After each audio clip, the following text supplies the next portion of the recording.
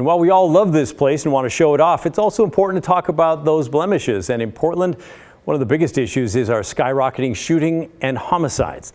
The city has tried to tackle the rise in crime by reallocating money from the Portland Police Bureau to local organizations. But now the mayor, Ted Wheeler, wants to boost the ranks of Portland police. There is a record staffing shortage. The mayor wants to rehire retired officers. As our Kyle Aboshi explains, that's much easier said than done.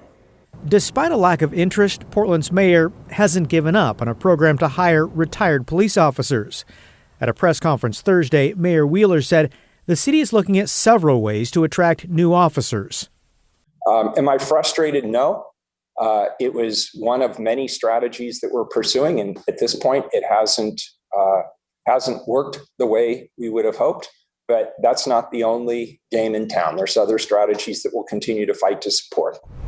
The police bureau is facing record low staffing amid historic gun violence. Officers have been leaving faster than the bureau can hire to fill their spots. In November, the city council approved spending nearly $500,000 to hire back 25 retired officers. But there wasn't much interest, according to the police chief.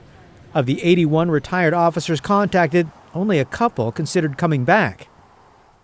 We really didn't know whether there would be a lot of interest in rehire.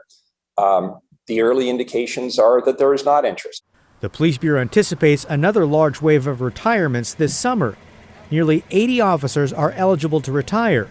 The bureau is working to encourage those veteran officers to stick around under the Retire Rehire program.